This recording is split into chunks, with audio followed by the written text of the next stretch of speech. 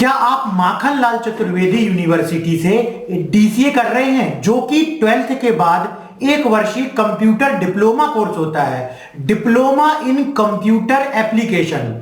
तो क्या आप ये कोर्स माखनलाल यूनिवर्सिटी से कर रहे हैं? आपके बहुत जल्द अब एग्जाम होने वाले हैं। जी हाँ, यदि आपने जुलाई में एडमिशन लिया है या जनवरी में एडमिशन लिया हुआ है तो आपके अब एग्जाम होने वाले हैं। माखनलाल चतुर्वेदी विश्वविद्यालय के डीसीए पीजीडीसीए के अब एग्जाम शुरू होने वाले हैं। क्या आपको डीसीए का सिलेबस समझ नहीं आ रहा है? जी हाँ, डीसीए में फर्स्ट सेमेस्टर और सेकेंड सेमेस्टर में अलग अलग थ्योरी और प्रैक्टिकल सब्जेक्ट हैं।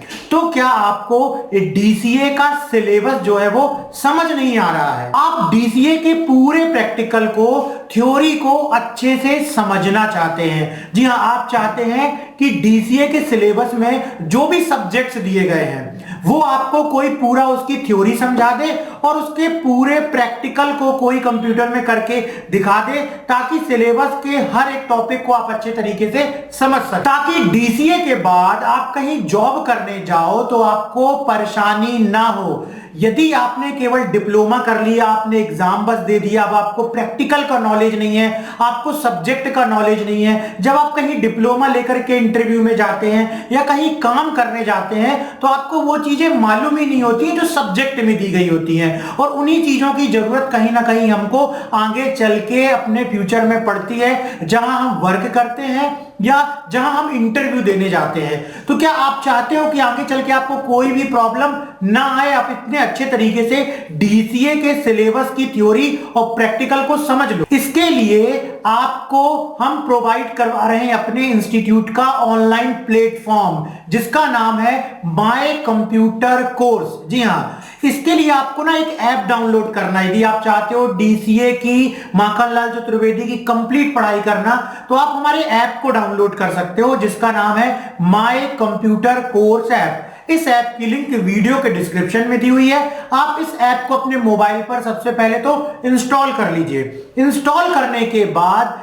इस ऐप में आपको डीसीए की तैयारी का फुल कोर्स मिलने वाला है। इस कोर्स में आपको 700 प्लस वीडियो, 55 पीडीएफ नोट्स की file, old paper, important question मिलेंगे, जिससे आपको पूरा प्रैक्टिकल भी डीसीए का समझ में आ जाएगा और जो भी थ्योरी दी गई है पूरे सब्जेक्ट की, वो आप नोट्स की पीडीएफ को पढ़ करके बहुत अच्छे तरीके से डीसीए के सिलेबस को कंप्लीट कर पाओगे। आप हमारे ऐप से ऑनलाइन डीसीए एग्जाम की तैयारी कैसे कर सकते हो? उसमें आपको 722 वीडियोस, 59 फाइल्स मिलेंगी और लाइफ टाइम ड्यूरेशन रहेगी इस कोर्स की। आपके मोबाइल में आपने कहीं से डीसीए तो कर लिया, लेकिन वहां पर तो आप इंस्टीट्यूट जाएंगे नहीं। लेकिन यदि आप हमारा ये कोर्स लेते हैं तो इसके जो वीडियोस हैं, जो उसके रिकॉर्डेड लेक्चर है, वो आपके पास मोबाइल में लाइफ टाइम रहने वाले हैं। तो जब कभी आपको कहीं प्रैक्टिकल में दिक्कत आएगी, आप इन वीडियो को फिर से देख करके उस चीज को रिवाइज कर सकते हैं और उसमें परफेक्ट हो सकते हैं। यहां पर आपको डीसीए में सब्जेक्ट की थ्योरी मिलेगी, fundamental of computer, MS office पूरा प्रैक्टिकल करके सिखाया जाएगा, एमएस एक्सेस प्रैक्टिकल सब्जेक्ट है जिसके पूरे प्रैक्टिकल वीडियो मिलेंगे, इंटरनेट एंड ई कॉमर्स के बारे में पूरा सिलेबस है आपका, आईटी ट्रेंड एंड टेक्नोलॉजी आपको सिखाया जाएगा, मल्टीमीडिया विद कोरल ड्रा, इसी प्रकार से डीटीपी, फोटोशॉप और पेज मेकर। ये सारे सब्जेक्ट को 722 वीडियो में पूरा रिकॉर्डेड लेक्चर जो क्लास में पढ़ाया जाता है, उसी प्रकार से आपको डीसीए की तैयारी इन सारे सब्जेक्ट की वीडियो के माध्यम से करवाई जाएगी। अभी आप वीडियो के डिस्क्रिप्शन में आइए और ऐप डाउनलोड कीजिए, जिसका नाम है माय कंप्यूटर कोर्स ऐप। जी हाँ, वीडियो के डिस्क्रिप्शन में आए और इस ऐप को डाउनलोड कर लें, जिसका नाम है माय कंप्यूटर कोर्स ऐप, और आप इससे डीसीए की तैयारी कर सकते हैं। अभी हम आपको डेली कुछ क्लासेस प्रोवाइड करवा रहे हैं यूट्यूब के माध्यम से। तो चलिए हम आज की क्लास शुरू करते हैं। इसके बाद यदि आप एक साथ अपने मोबाइल में पूरे 700 वीडियोस को चाहते हैं तो वीडियो के डिस्क्रिप्शन में आइए, लिंक पर क्लिक कीजिए, ऐप डाउनलोड कीजिए और कोर्स को ज्वाइन कीजिए, जिसका थंबनेल कुछ इस प्रकार से दिखाई दे रहा है जो आप यहां पर देख रहे हैं प्रेजेंटेशन में। तो चलिए अब हम आज डीसीए की क्लास ऑनलाइन अपने यूट्यूब चैनल पर शुरू करते हैं। फंडामेंटल ऑफ कंप्यूटर के अंतर्गत नेक्स्ट हमारा थ्योरी क्वेश्चन है, प्रोग्रामिंग लैंग्वेज से आप क्या समझते हैं, यह कितने प्रकार की होती है समझाइए, इसकी लाभ हानि भी बतलाइए। प्रोग्रामिंग लैंग्वेज, हर देश तथा राज्य की अपनी अपनी भाषा होती है। इसी भाषा के कारण लोग एक दूसरे की बातों को समझ पाते हैं। ठीक उसी प्रकार कंप्यूटर की भी अपनी भाषा होती है, जिसे कंप्यूटर समझता है, गणनाएं करता है और परिणाम देता है। प्रोग्रामिंग भाषा कंप्यूटर की भाषा है, जिसे कंप्यूटर के विद्वानों ने कंप्यूटर पर एप्लीकेशन को विकसित करने के लिए डिजाइन किया है। पारंपरिक भाषा की तरह ही प्रोग्रामिंग भाषाओं के अपने व्याकरण होते हैं। इसमें भी वर्ण, शब्द, वाक्य इत्यादि होते हैं।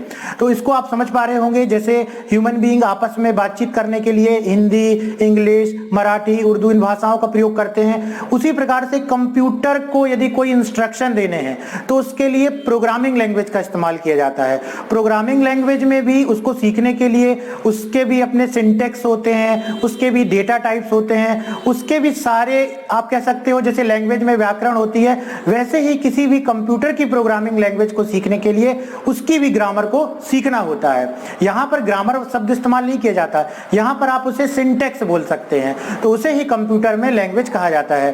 प्रोग्रामिंग भाषाओं के प्रकार, प्रोग्रामिंग भाषा कई हैं, कुछ को हम समझते हैं तथा कुछ को केवल कंप्यूटर ही समझता है।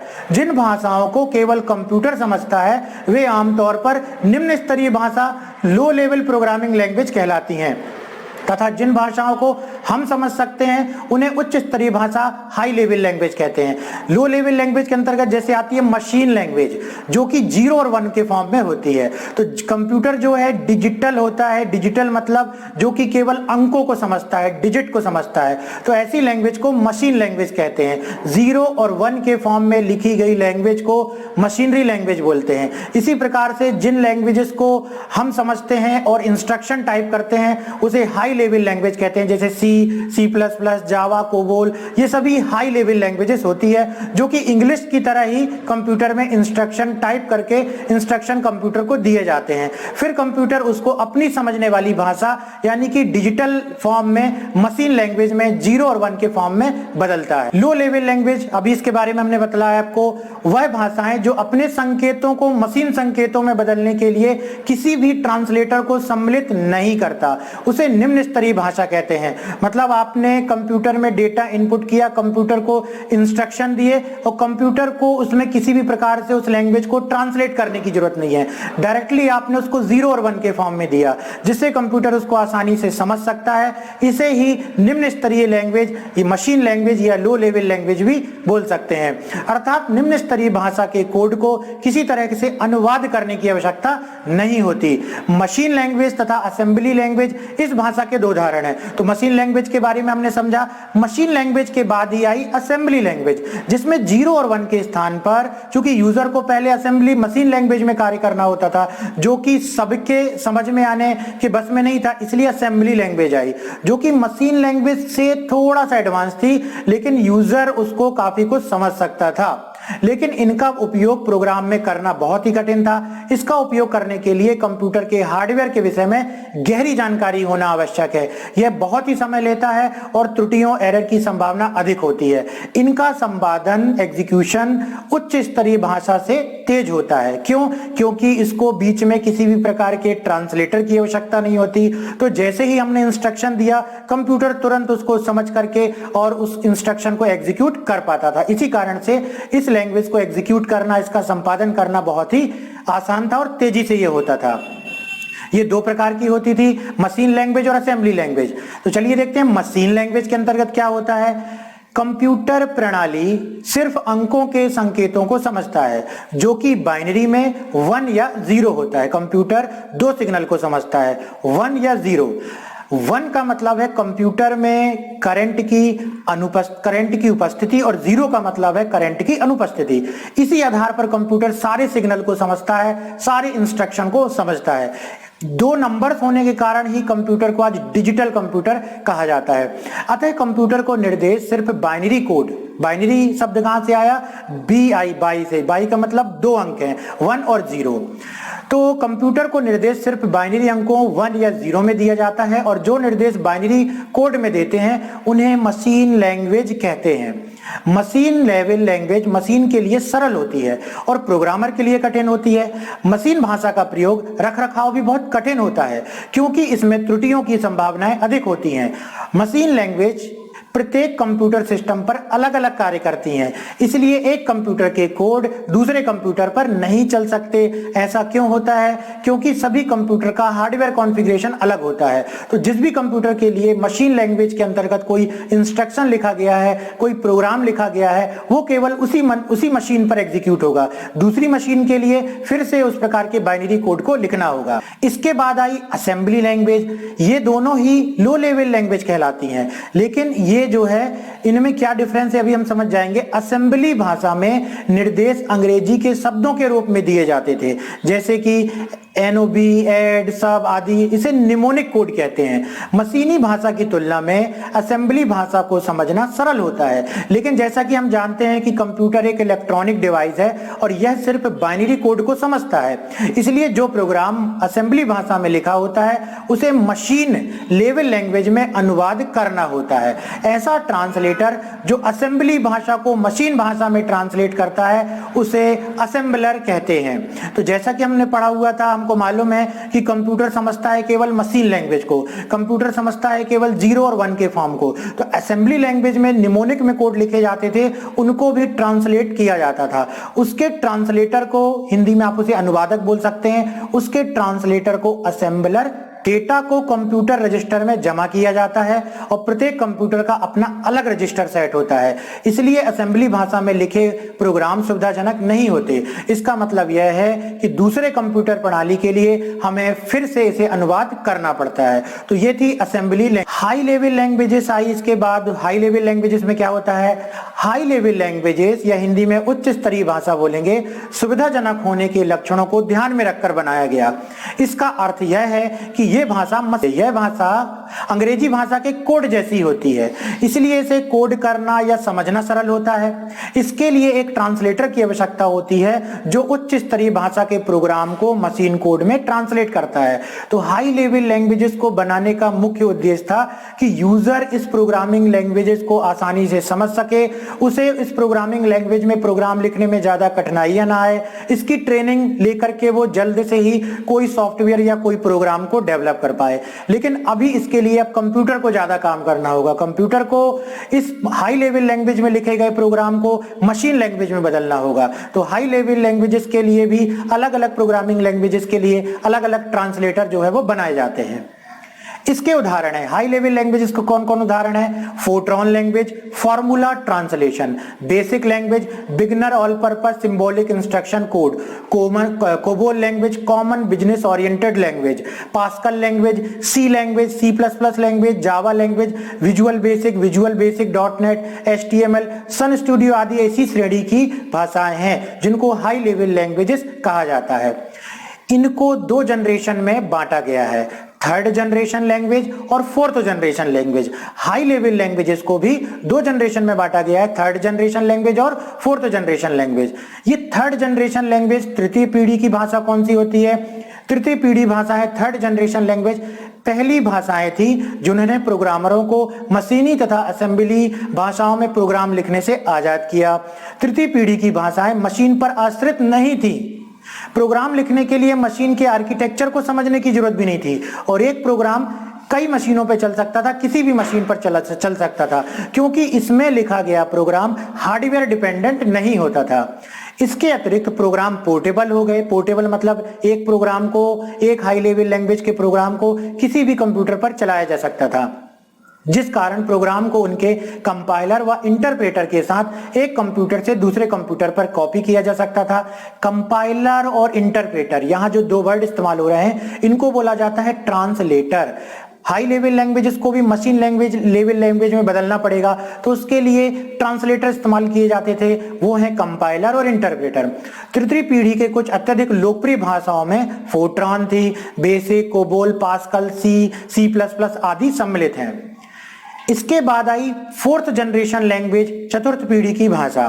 फोर्थ जनरेशन लैंग्वेज तृतीय पीढ़ी के भाषा से उपयोग करने में अधिक सरल है।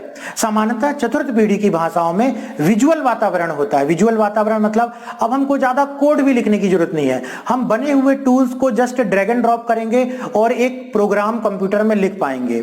जबकि तृतीय पीढ़ी की भाषाओं में टेक्सचुअल वातावरण होता था। टेक्सचुअल वातावरण में प्रोग्रामर सोर्स कोड को निर्मित करने के लिए अंग्रेजी के शब्दों का उपयोग करते थे। चतुर्थ पीढ़ी की भाषाओं के एक पंक्ति का कथन तृतीय पीढ़ी के 8 पंक्तियों के कथन के बराबर होता है। तो यहां पर चतुर्थ पीढ़ी में यूजर के लिए, प्रोग्रामर के लिए प्रोग्रामिंग करना, प्रोग्राम्स लिखना और प्रोग्राम्स लिख करके एक सॉफ्टवेयर डेवलप करना बहुत ही आसान हो चुका था। विजुअल वातावरण में प्रोग्राम बटन के रूप में लेबल तथा टेक्स्ट बॉक्स जैसे आइटमों को ड्रैग एंड ड्रॉप करने के लिए टूलबार का उपयोग करते थे। इसकी विशेषता IDE, इंटीग्रेटेड डेवलपमेंट एनवायरनमेंट, जैसा कि माइक्रोसॉफ्ट का एक विजुअल स्टूडियो है जहां पर कि हम किसी भी प्रकार के एप्लीकेशन को बना सकते हैं। विंडोज एप्लीकेशन को बना सकते हैं, वेब एप्लीकेशन को बना सकते हैं, मोबाइल एप्लीकेशन को बना सकते हैं। इसमें हमको ज्यादा कोड लिखने की आवश्यकता नहीं होती, केवल हम text box, button, check box, radio button, list box, इनको ड्रैग एंड ड्रॉप करते हैं और एक पूरा इंटरफेस तैयार हो जाता है। इसी कारण से इसे इंटीग्रेटेड डेवलपमेंट एनवायरनमेंट बोलते हैं। इंटीग्रेटेड मतलब जुड़ा हुआ, सारी चीजें आपको वहीं पर मिलेंगी और आप उससे अपने प्रोग्राम डेवलप कर पाते हैं, इसलिए इसे इंटीग्रेटेड डेवलपमेंट एनवायरनमेंट कहा जाता है। तो ये थी चतुर्थ पीढ़ी की भाषाएं। इसके एडवांटेज क्या थे? चतुर्थ पीढ़ी की भाषा को सीखना सरल है तथा इसमें सॉफ्टवेयर का विकास करना आसान है। चतुर्थ पीढ़ी की भाषाओं में टेक्सचुअल इंटरफेस के साथ साथ ग्राफिकल इंटरफेस भी होता है। प्रोग्रामरों के लिए चतुर्थ पीढ़ी की भाषाओं में विकल्प उपलब्ध रहते हैं क्योंकि इसकी संख्या काफी बड़ी होती है। चतुर्थ पीढ़ी की भाषाओं में प्रोग्रामिंग कम स्थान लेती है क्योंकि इस पीढ़ी की भाषा की एक पंक्ति पूर्ववर्ती पीढ़ी भाषाओं की कई पंक्तियों के समान होती है। यदि आपने किसी एक लैंग्वेज में प्रोग्राम लिखा, उसे बड़ी आसानी से चतुर्थ पीढ़ी की किसी दूसरी भाषा में भी ट्रांसलेट किया जा सकता है, जो कि प्रोग्रामर के लिए काफी आसान होता है। चतुर्थ पीढ़ी की भाषाओं की उपलब्धता कठिन नहीं है। नॉर्मल आप इंस्टॉल कर लीजिए विजुअल स्टूडियो को इंटरनेट से और किसी भी पीसी में इसको थोड़ी सी ट्रेनिंग के बाद नए सॉफ्टवेयर बनाए जा सकते हैं। इसके डिसएडवांटेजेस क्या थे? चतुर्थ पीढ़ी की भाषाएं उच्च कॉन्फ़िगरेशन के कंप्यूटर पर ही संचालित हो सकती हैं। जैसे यदि आपको कंप्यूटर पे विजुअल स्टूडियो का इस्तेमाल करके कोई प्रोग्राम डेवलप करना है, विंडो एप्लीकेशन बनाना है, वेब एप्लीकेशन बनाना है, तो उसके लिए आपके कंप्यूटर का कॉन्फ़िगरेशन अच्छा होना चाहिए, मतलब रैम अच्छी ज्यादा होनी चाहिए, हार्ड डिस्क होनी चाहिए, स्पेस होना चाहिए, ताकि आपके प्रोग्राम डेवलपमेंट का एनवायरनमेंट काफी स्मूथ वर्क कर सके। इस पीढ़ी की भाषाओं के लिए विशेषज्ञता की कम आवश्यकता होती है। इसका अर्थ है कि इसमें प्रोग्रामिंग आसान होने के कारण नौसिखिए भी सॉफ्टवेयर विकसित करने में सक्षम हो पाते हैं। परिणाम स्वरूप विशेषज्ञों का महत्व कम हो जाता है, तो यह भी एक डिसएडवांटेज हुआ। इस पीढ़ी में प्रोग्रामिंग भाषाओं की एक बड़ी श्रृंखला होती है जिससे यह निर्णय ले पाना कठिन हो जाता है कि किसका प्रयोग किया जाए तथा किसे छोड़ा जाए।